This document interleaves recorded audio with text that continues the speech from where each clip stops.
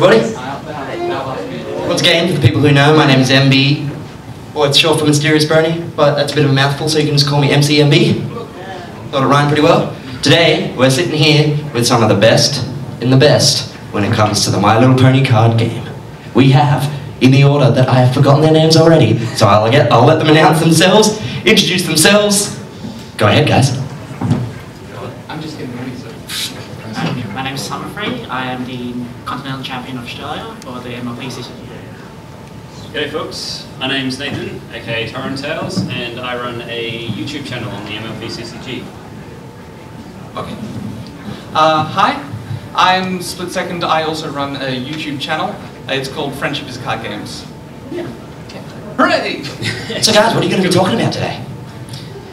Basically we're going to be giving a bit of an intro to the game, nothing too much. If you guys really wanted to learn to play, we are going to be doing learn to play sessions outside after the panel.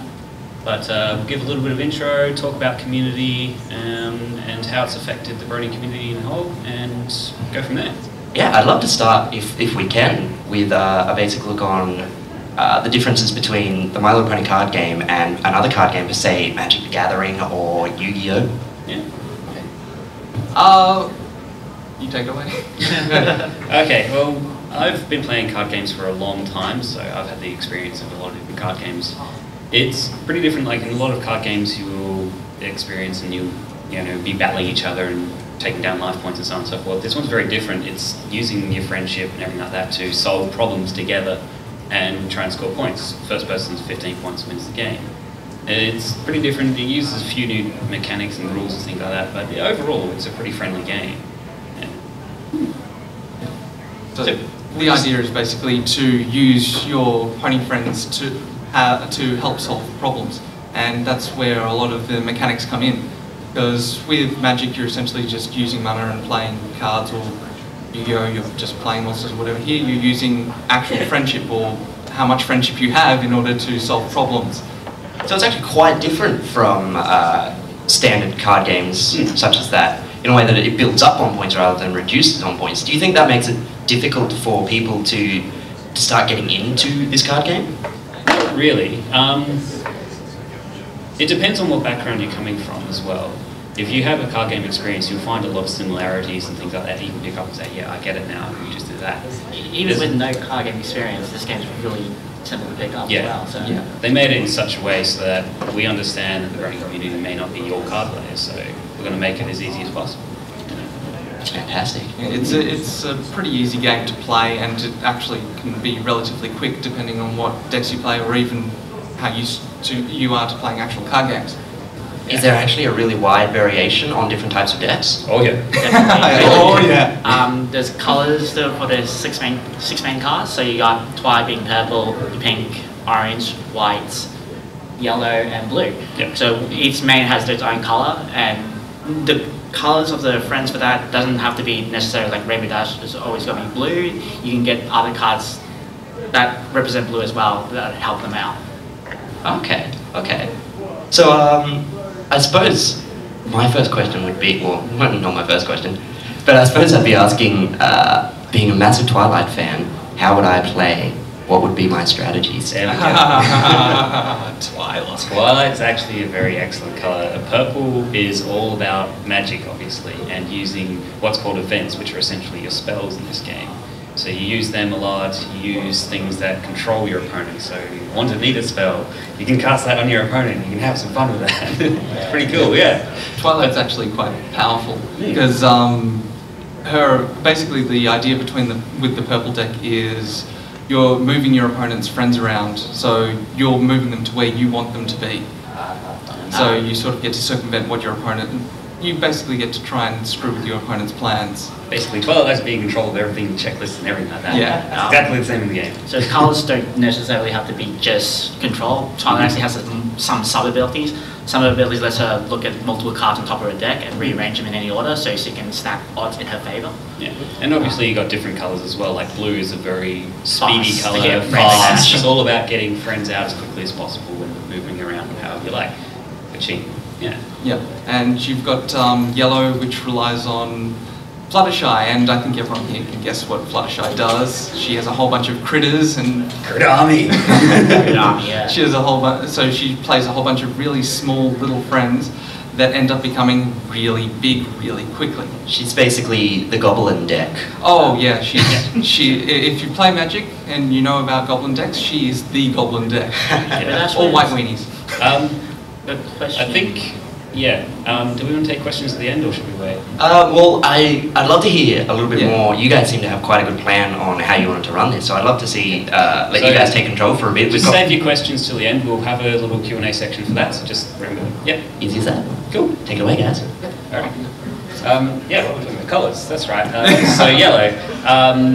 Orange obviously is very stubborn. It's all about high power, you know, big bulky friends. They get down, they stay there, they can't be moved and things like that. Yeah, they're generally unaffected by most other colours. They can't be dismissed, which is the equivalent of getting removed from the field. They can't be moved by purple. Some of them can't be moved. Some of them can't even be put into a frightened state, which is basically unusable to pay to unfrighten it. Basically, orange stays there. Yeah, orange it's on the field and it stays. Yeah. You can't get rid of it. That's a big just thing. stubborn. Yeah, And then because you've got, Applejack. yeah. And then you've got white as well, which is probably one of my favourite colours because I'm a big Rarity fan. But she's all about scoring points as quickly as possible, and she does a lot of movement as well. And accessories up the wazoo. Hats, decks for the win. Oh, yeah.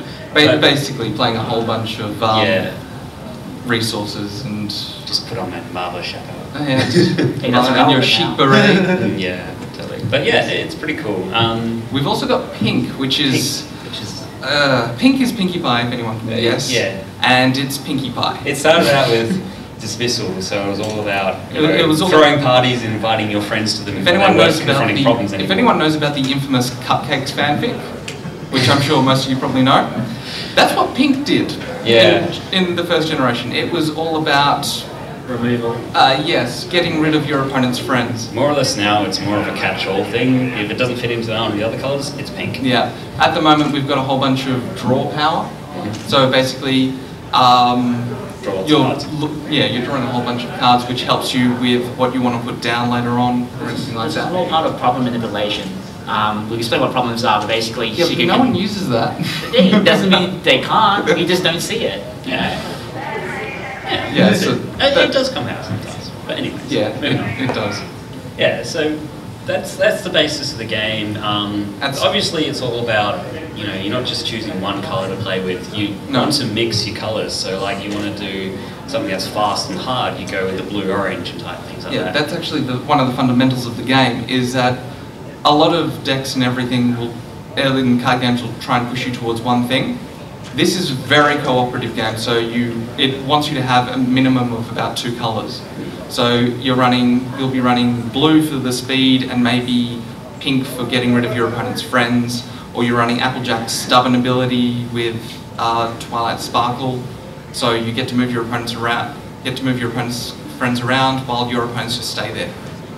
Or even just using Rarity by itself So basically, you can decide what your playstyle is, whether you like to be aggressive or defensive, or you just like to have fun. You can pick your colours to go with that, and you build your deck around that, and you can have fun with it, basically. You know, you find something you like, a card you like, you take, okay, what works well with that card, and you build that, and you try and have fun with it.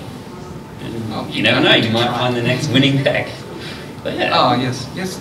Well, that's actually another thing that's happened, because at the moment, we've got a whole bunch of rulings that have basically made certain decks not playable anymore.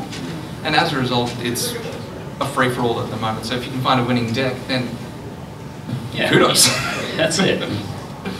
Anyways, yeah, so that's the basis of the game, really. Trying to solve your opponent's problems before score they is do. 15 points is faster than your opponent. Yeah, That's the basis of it. But that's basically it.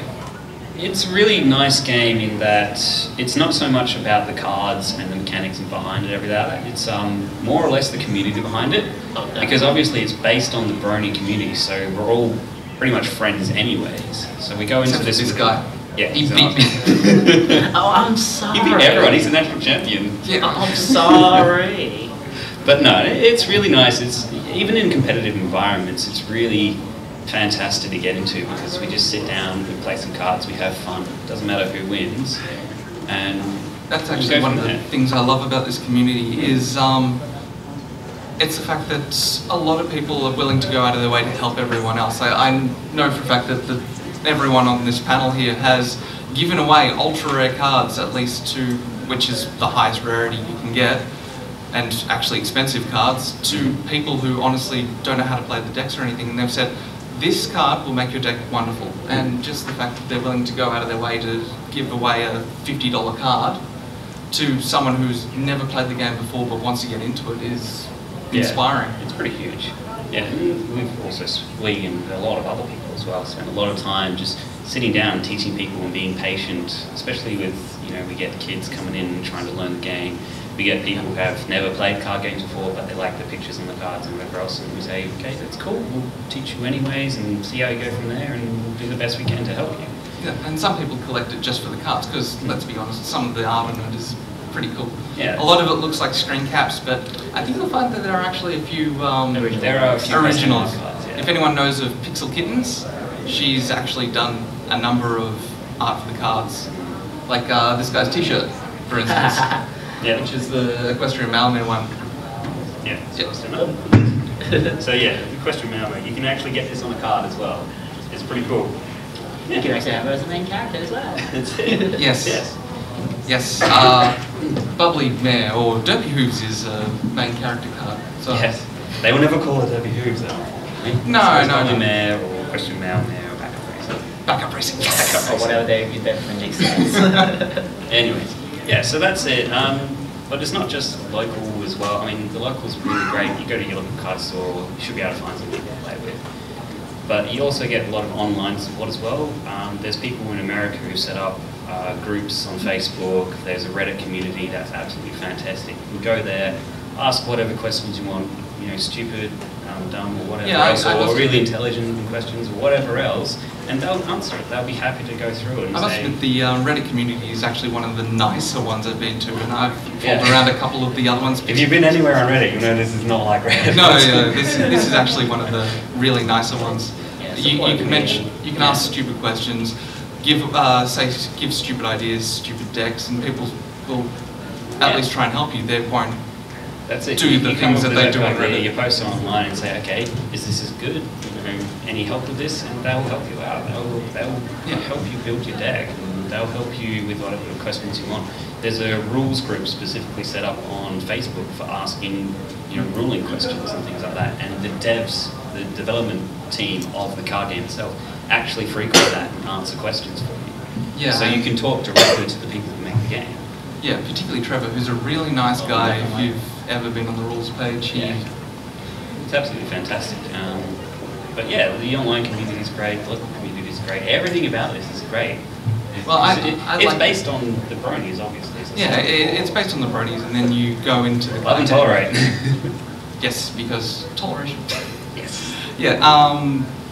Again, with the devs, it's actually really nice to see the devs actually taking an active interest in the community and the players, because I know Yu-Gi-Oh does whatever the heck it does.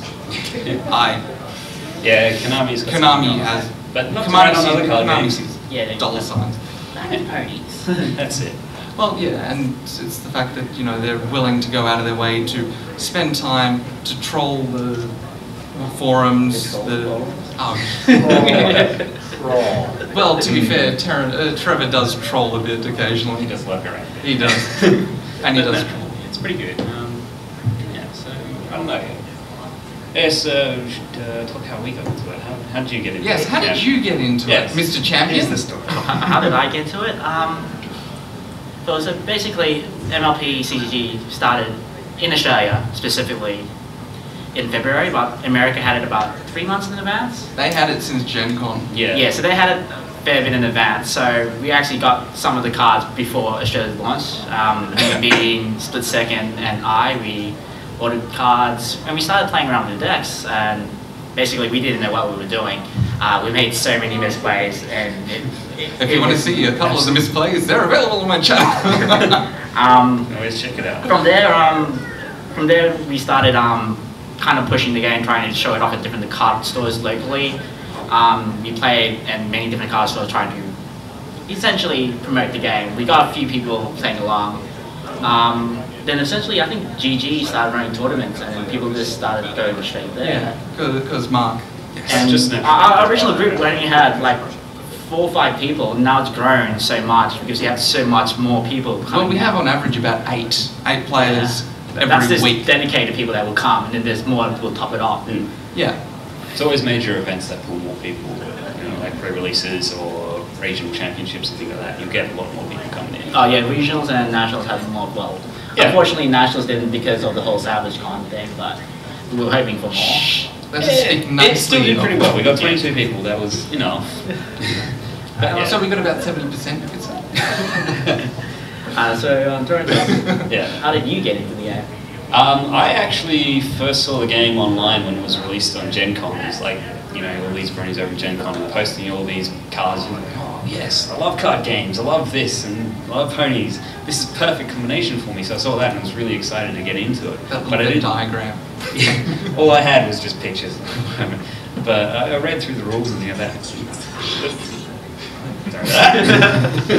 Phone. But my first actual experience with cards was last year's Ponycon. Actually, it was the premiere release of the card game in Australia. Essentially, we went there. They had tournaments there. You could buy cards. I bought a nice box. I pulled a rarity truly outrageous in the first box, and I looked at it and was like, yes, that is exactly what I'm going to do. And I went on and I played. I almost won that. I came second place, but I went from there and was like, well, try to get my friends into it. They weren't interested. But I actually ended up meeting one of my closest friends now there as well, and he was judging the tournament at the time. And so we sat down. He happened to be from South Australia. We got together and we played together, and we eventually got more people into it, and now we've got about 8 people who regularly play at our store as well. When it comes around to major events, we have upwards of 25 people who turn up. So, it's just one of those things that naturally builds up. We have another friend of mine who was not so interested in the card game itself, but he loved the cards and he wanted to collect. So we got him into it, got him to play, we helped him build his deck, and he has fun with it and things like that. Go easy on him a little bit. But it's something that just builds up naturally, I think. Yeah, it's the whole thing with the community is you've got to be there for the community as much as the community is going to be there for you. Yeah. So if you want to start a community, probably the best thing to do would be to track down your brony friends, because regardless of if they play card games or not, if they like ponies, they're probably going to enjoy looking at the cards, the art, and a few of the other things. Yeah, there's going to be a lot of your favourite characters and scenes from the flavor text show. The flavour text. They make so many references there to a lot of other things as well. Yeah, there's a lot of in-game references as well as in-pony references. For any of you who love Doctor Who's, there's multiple Doctor Who's cards, and each of their flavour texts line up with each other. Right? Are you referring to the, which one are you referring to? All of them. All of them.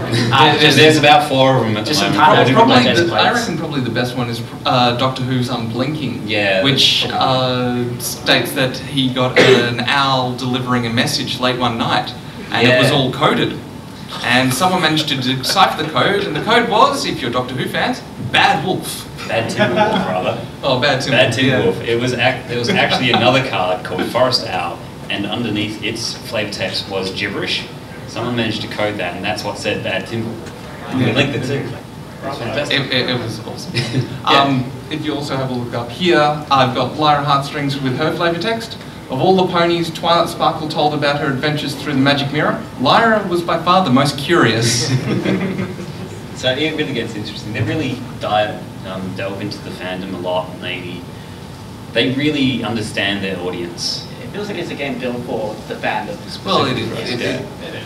That's actually one of the warnings I will say about who you're teaching the card game to, is probably you want to look at about 10 or 11 and older, because yes, younger kids can learn it, but some of the mechanics and everything just aren't there, and some of them can't just wrap their heads around it just yet. Yeah, we get a lot of kids coming along saying, "Oh, ponies, I want to play that, I want to see that, I want to do that, I want to do that," and then we start trying to teach them the rules, and they go, "Well, this is too much." So, for the most, it is pretty easy to learn, and we have had a lot of kids come by and they have picked it up really easily and they've understood it. But some people come into it with the mentality of this is a really simple, basic card game, and it is simple, but it's not simple. You know, it is simple. It is meant for the bronies.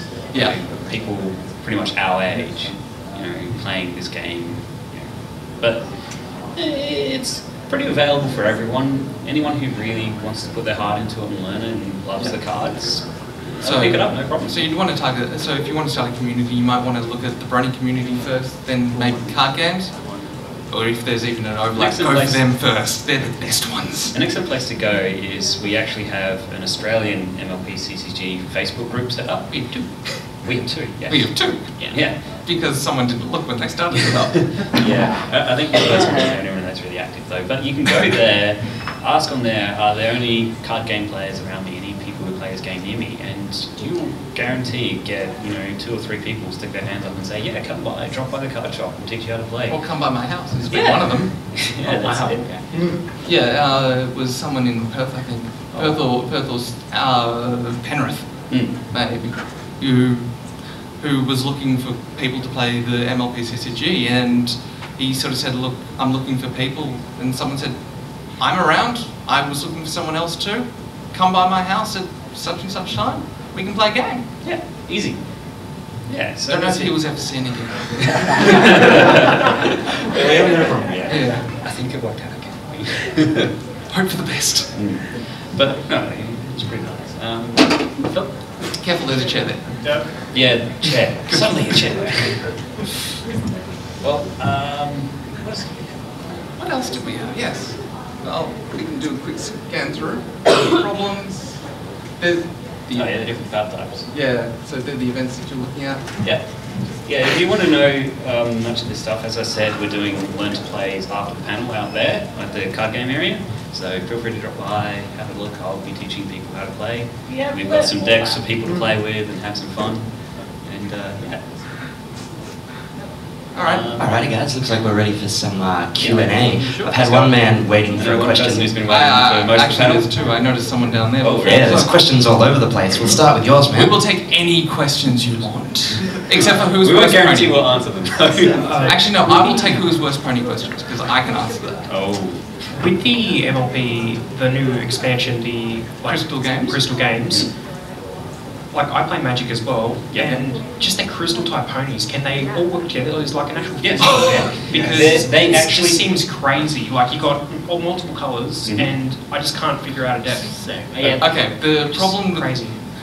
crystal decks do work, and they can work amazingly well. One problem I've found is they can be very slow. A lot of problem with the crystal ponies is they're overcosted Yeah, for what It they take a do. while to set up. Yeah, they do take a while. I think one pitfall people go into is they look at crystal ponies like, oh, they can take all the colours of all my other friends, so I'll just play all 6 colours and have all 6 colours in the field. But the problem with that is that you often can't get all of those colours out, and you'll be stuck with a hand of cards that need your requirements in the field, and you can't play those cards. So we have actually one person in my local play group who's using a crystal deck. He's got 4 colours in there, and it works brilliantly. He's made it work really well. Our game group had so our game group has a person that also plays crystals. So he was running I think it was a Fluttershy that lets you draw cards equal to the amount of colour. Was it Fluttershy? Oh yeah, the Crystal Shy. Yeah, Crystal Yeah, Shy. So Crystal Crystal Shy. Sorry, I've got a whole So- bunch of names for the crystal ponies. Like yeah, I so call she made a Crystal deck Shy, and- Crystal Yeah, Jack. Crystal. We all have our own little nicknames. Yeah. See, Crystal Shy's ability is lets you draw cards equal to the amount of colour she has. Oh, it me- lets you put friends. Friends, yeah, sorry. So friends. you pay 1, and you look at the top cards equal to the number of colours, Colours the different colours it has, and then you add as many friends, All friends. all the friends to your Yeah. hand. Funny and then story shuffle with that it. is I accidentally gave her an extra colour using one of my cards. There you go. Okay, well- So she could use that. She was But using yeah. my abilities as well. So yeah, the crystal ponies, they're pretty good. They're not great. You won't find them being played in, say, a regional tournament or a national tournament. But there's a lot of decks built around them, and they can work really well, and they're really cool to play with. I can tell you that much. I will say with the Crystal Ponies though, you want to look at the Crystal Main 6, not so much the other ones, because the Crystal Main 6 are quite good. The best ones I personally think are probably Crystal Pie, Crystal Dash, and Crystal Jack.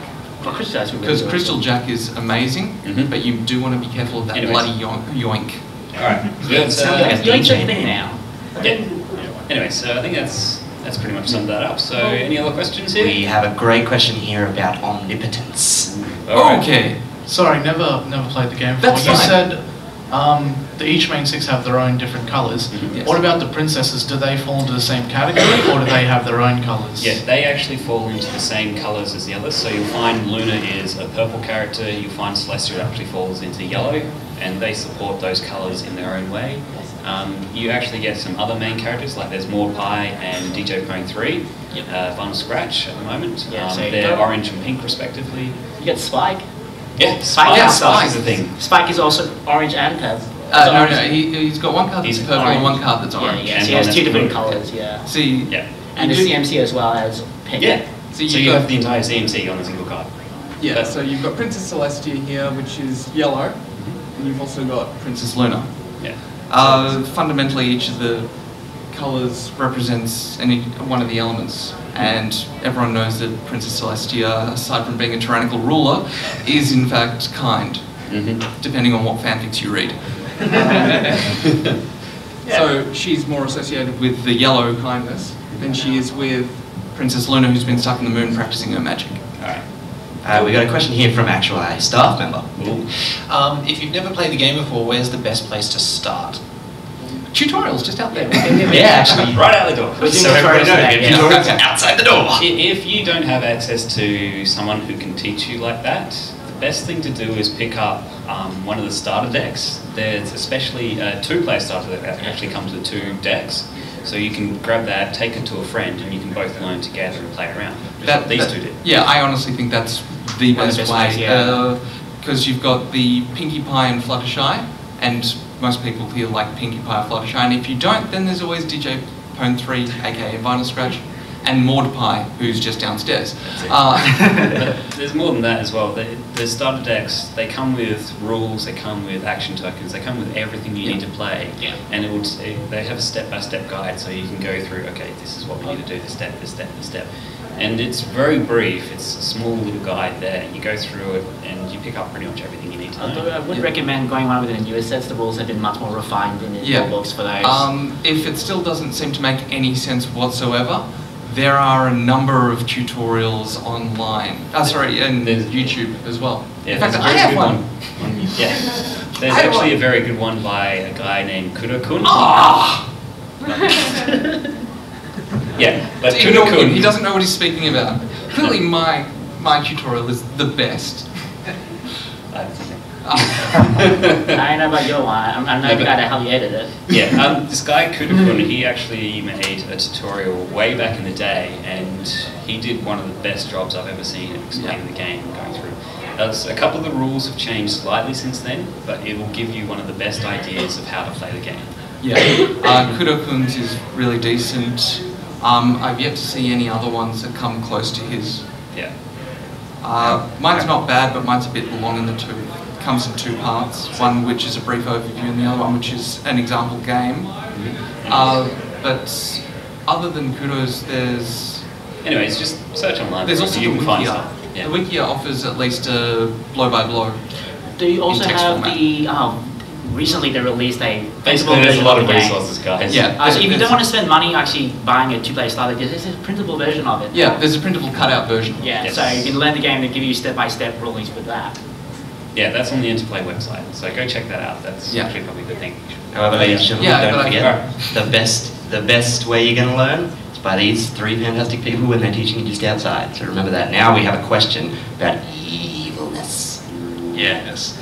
I'd like to know, first of all, if is there a Discord starter card, like a Discord, main character? There is, in the next And is he server. good? In the future. Okay, the second part is there also going to be other villains such as, Tyrek and our other baddies we love so much? Okay, so If that's okay, I'll fill this one. you want to? Okay. This is his territory. He loves them. Okay, first off, the next set is called Absolute Discord, and supposedly that comes out, according to them, in about April, which means if we're lucky, we'll be seeing it in May. Australia? The thing in this, I'm not speculating. Along with that, Absolute Discord, they have said and confirmed that you'll get a Discord main card, so that is the main character. card. Essentially the leader of A your Discord deck. friend and a Discord troublemaker. What we have seen so far is we have seen a Discord troublemaker that has been leaked, and that And the is Discord friend as well. yeah. Oh right, we've seen Yeah, a it was Discord last friend. night. That was linked. We just got a Discord friend that was leaked last night, which is amazing.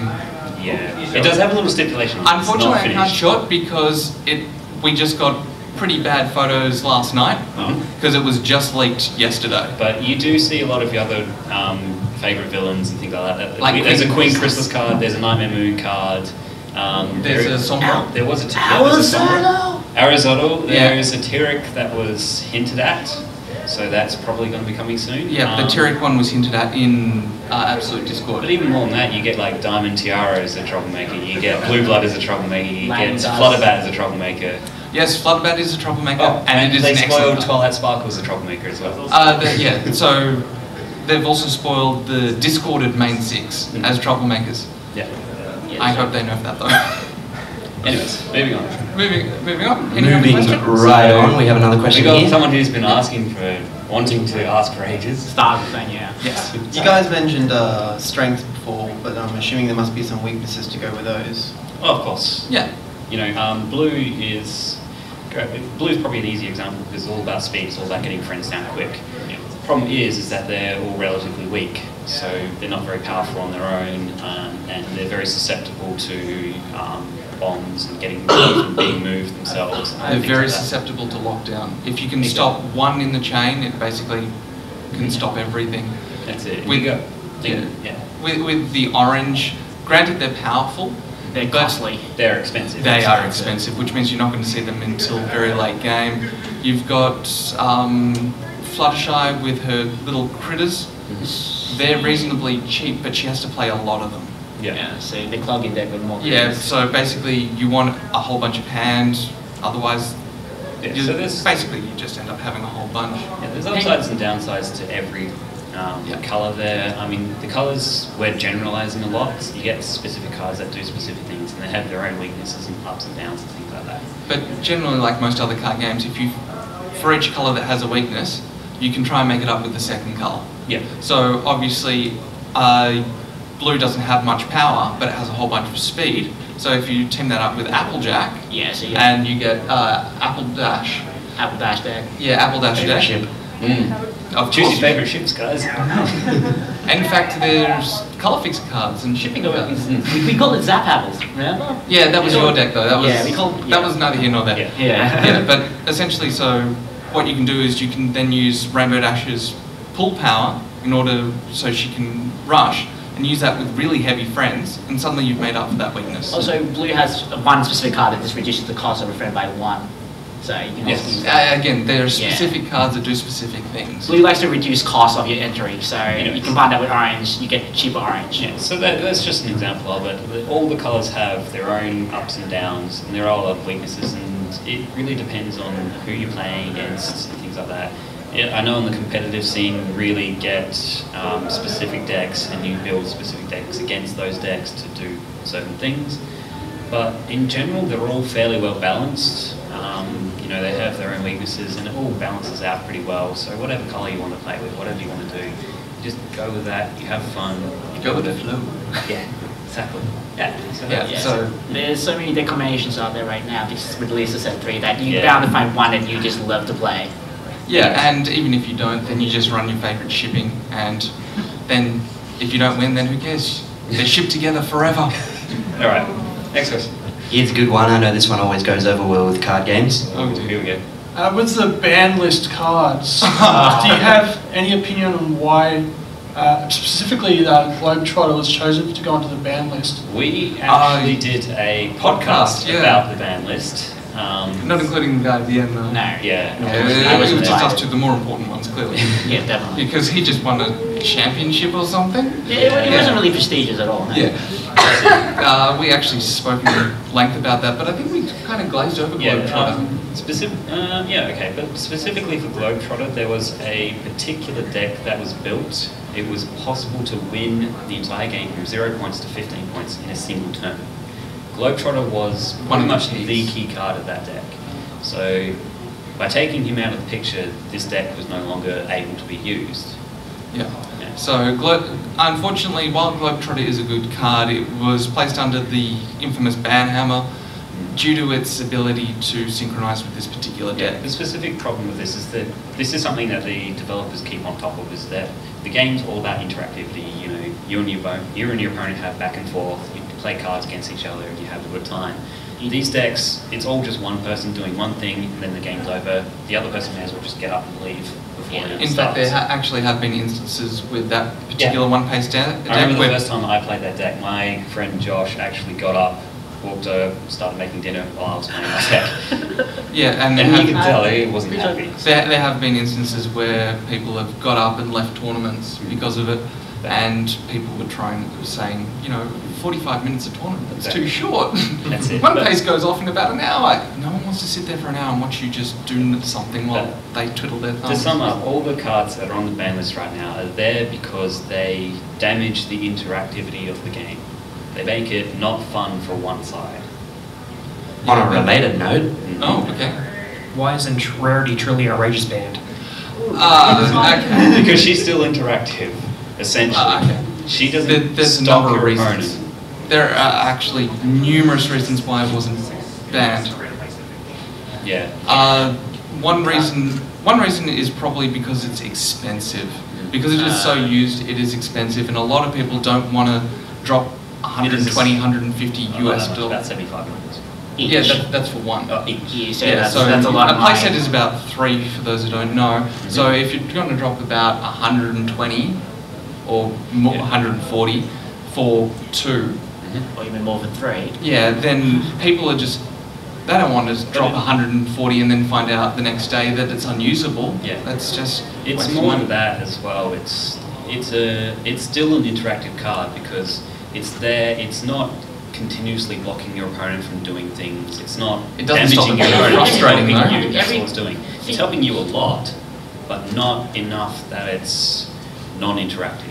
On top of that, there are actually several cards that can counter it. Yeah, that's what I was saying. There's Cranky Doodle Donkey. For those who know, it's basically makes the bonus problem, the bonus points of the problem 0. Yeah. Meaning that whenever you move Rarity Truly Outrageous back, she gains 0 points. Yeah. You also have stuff like Downright Dangerous that just removes her from the field completely. Yeah, just get rid of it. Yeah, she's also at 2 power, which is accessible for most things to get rid of it. Yeah. Instead of that stupid knot of 3, like the Fluttershy. Oh yeah.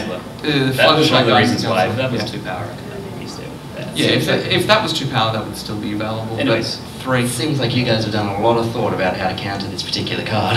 Well, I've had it since the very beginning of the game, so they've had to. Yeah. Well, it's also the fact that this guy ran a Rarity deck to start off with and was the only one who had Rarity Truly Outrageous, so yeah, I have a personal hate for that card. I love it. Yeah. Alright, of course it's Rarity. Alrighty, back again. Yep. Alright. When I buy trial decks and buy booster packs, sometimes I usually wind up with more cards that have a pre-cost before that than what I have that have no cost. So what would be your advice on building a deck that has good consistency and good balance for that sort of thing? So you're talking about like 3 costs for 2 power, or? Yeah, requirement. Okay. Okay. He's talking about, sorry, just to clarify, you're talking about the balance between requirement and non-requirement? Yes. Yes. Oh, okay, sorry. Generally, the best thing to start out with that is get your hands on a starter deck, because they will put in a lot of friends that have no requirements for you to do that. The entry levels, yeah. The other idea is to try and hunt down some what's called premier packs, because that's where most of the non-requirement friends A are. lot of the good, cheap, non-requirement friends. Sometimes you do just get unlucky and you pull all these friends that you can't play because you don't have requirements and things like that. And that's just the luck of the draw, unfortunately. Best you can do is just try and get some non-requirement friends, trade with your friends and things like that, get other people into it, you can trade cards and do whatever else. Yeah. If, however, you're talking about a balance in terms of making a deck, then generally you have your main character card which already provides you with one requirement. And if you flip it, then that's 3 of them. So basically you don't need to look at any entry cards for that particular colour. I've generally found, or most people have found, that the good balance between, so your off colour, that's the colour that you don't have a main character for. For that, generally it's between about, I think, 6 to 8. 6 to 8 cards that don't have a requirement. Yeah. That should open the floodgates for everything else. That's it. Granted, there are also decks that just... Yeah, this kind of thing that you pick up as you get used to the game, like, you know, you get a feel for what kind of requirements you need in your deck and things like that, and you adjust it to go on. Yeah, it's all about getting used to the game. Yeah, you get used to the game and then you start building a deck around how you play. And that is one of the most personal things about any card game. Exactly. Is, sure, you can net deck, that is read decks online and build a deck based around it, but that's been built for someone else. The best kind of decks are the decks that you build yourself because you know them inside and out. Decks. Oh yeah, they are the most fun, and you know them inside and out. Exactly. So you know where their weaknesses are and you know exactly what to do. Yeah. I did have an interesting thought. Before you guys were talking about how some of the flavor text has a lot of sort of brony references in them. Are there any cards based purely around something that was built by pure brony ideas? Or is it all mostly the show sort of crafted for brony? Well, there is actually a card, although Lyra again. Yes, yeah, that's the band. Lyra in Crystal Games has an effect which goes off with an Earth Pony, which happens to be Bon, because Bon is an Earth Pony that also happens to have an ability that goes off with unicorns. So if anyone's a fan of the Bon Lyra pairing, there's definitely one there. There's also, as I showed you before, you had Lyra Heartstrings with the Howl interested in humans because anthropology. Yeah. There are a lot of references, but I wouldn't say, I mean, it's hard to say, judging on their effects, what is based on the show and what isn't. Yeah. But there are some things, like some of the Rainbow Dash cards, you can obviously tell a little bit of a Rainbow Factory reference there. Just a hint. Just a hint, yeah. Not enough to say, okay, they're doing nasty stuff. That said, there are 2 cards, or 2 or 3 cards in Canterlot Knights which have Weird Al references. Oh, yeah, that's the best. If anyone's heard the Weird Al song Albuquerque, there are cards that actually have flavor text from that in there. Yeah. Go find them. Yeah, there's a lot to it. If anyone actually sits down and takes the time to read through their cards, then you'll find a lot of fantastic things. You say, oh, that's cool, that's amazing, I like See, that. the thing with flavor text is generally it's there to give more insight into the world that the card game is based on. We know the world that it's based on, so this gives the flavor text writers a whole bunch of It's giving you some insight into the world of the brony community, not so much the world of ponies. Yeah, so even though there's all of that as well. Yeah. There's even some references to other card games as well. Yeah, there's a reference to Magic as well. A few references to Magic. Yeah, there's a card called, what's it called? There's Howling Mine. Oh no. Oh yeah, there's a Howling Mine reference. Yeah, there's a Black Lotus reference. A Black Lotus reference as well. Anyways, yeah, so other card games as well. So there's a lot of fun references there. Yes, that's cool. So any other questions? Unfortunately, I think we're probably pretty out of time. You guys have got these. Yeah, some stuff to give Yeah, we got Some giveaways. And while you guys sort of think about who you think has deserved a good little giveaway, I'd just like to make sure that everybody still knows that if they want to learn how to play the MLP CCG card game, we're going to be doing that not in the art room, but in the room just further on. Yeah, we've got some tables set up for all that, guys, so basically just follow me out, I'll sit you down. We've got some starter decks for people to play with, and we also have the tournament, I believe. At 3 o'clock. Registrations for the tournament. 2:30, sorry. 2:30 for the registrations. So registrations are open right now downstairs in the trading hall. Just drop into Gifts for Geeks Sign up there. They'll take your money off you, $20 I believe it is. But you'll get 4 booster packs out of that, and there'll be prizes and promos for everyone. Now, I'm sure the question everybody who's wanting to take part of the tournament is, are you going to be competing, Mr. Champion? Myself, I am not competing. I think it'll be a bit more unfair if I saw a collective sigh of relief from the crowd. I think it'll be a bit more unfair if I'm saying Getting a bit cocky there. Yeah, he's talking the big talk. I'll be watching over the tournament and we'll be interfering with matches, but I'll be watching. It's good to know. Alright guys, let's take a moment to just thank our fantastic panelists. And we'll take a moment also just to pimp it out. You've talked a lot about your YouTube channel. Oh, because I plug it. I might as well plug it because plug that. Yes, plug it. Oh, congrats on subs. Sorry? Say congrats on the subscribers. Oh, thank you. Yes. Right. Cool. I like you. You get a prize. Can you catch? Almost. We're going to have to walk those out next time. Because that was a brony throw. Yeah. Come on. I'm trying not to hurt anyone, okay? Being nice. So save the herd for the competition, guys. Yeah, so for anyone who knows me, I'm Split Second, and I have a channel on YouTube called Friendship is Card Games. Mine is the one that updates about monthly because I'm very slow and I have an actual job.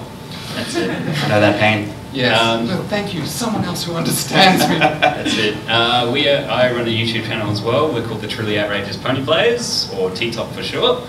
And we upload play videos every week, and we have discussions every so often, about every two weeks or so. So feel free to check that out. We also plan to do some interviews every now and then with some people from America, like the national champion over there. We've got chats with him, and he says, yeah, he might be chopping doors.